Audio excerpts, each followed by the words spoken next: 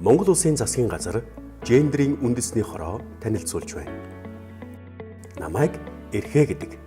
Эрэгтэй эмэгтэй хүмүүс, охид хөөгүүд, нийгмийн бүлгүүд ялгаатай гэдгийг бид бүгд хүлээн зөвшөөрдөгч тэрхүү ялгаатай байдалд нь суурилж, ялгуурлан гадуурхаж, тэгш бус байдал хүргэж байгаагаа мэдэхгүй өнгөрөх нь бий. Тиймээс та бүхэндээ эрэгтэй эмэгтэй хүмүүс нийгмийн бүлгүүдийн тэгш эрх, тэгш боломж, тэгш хариуцлагын талаарх өөрийн ойлголт мэдлэгээ цэгцэлж, баттдах, нийгэмд эерэг зөв үлгэрлэл түгээх, хэнийг ч ялуурлан гадуурхалтанд өртүүлэхгүй байхад суралцах боломж олгож байгаа цахим тестийг танилцуулж байна.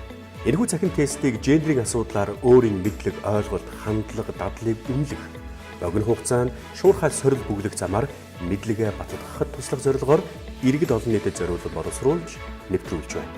Иргэд олон нийтэд зориулсан гендрийн цахим тест NCGE.gov.cgmn цахим хуудасны зүүн доод хэсэгт байрлах бөгөөд тестийг гүйлэхэд та 20-30 минут зарцуулна. Та тестийг гүйлэхийн тулд бүртгүүлэх товчийг дарж өөрийн товч мэдээллийг оруулах бөгөөд энэ нь тестийг бүгэлсэн иргэдийн нас, хүйс, газар зүйн байршил, ажил эрхлэл, боловсрол гэх мэт мэдээлэлд суйрлан үнэлгээ дүгнэлт хийж цаашид сургалт нөлөөллийн ажлын чанар хүл хэмжээг нэмэгдүүлэх боломжийг бүрдүүлэх юм. Цахим тест нь дараах үндсэн хэсэгтэй ерөнхий мэдлэг, гендрийн талаарх нэр томьёо ойлголт, тодорхойлолт, боловсрол, эрүүл мэнд, гэр бүл, хөдөлмөрийн харилцаанд гендрийн тэгш байдлыг хангах, гендрийн тэгш байдлыг хангахад хэрхэн анхаарч ажиллах вэ гэсэн үндсэн хэсгүүдээс бүрднэ. Цахим тестийн асуулт бүр сонгох хариулттай байх бөгөөд зөвхөн нэг хариулт зөв байна.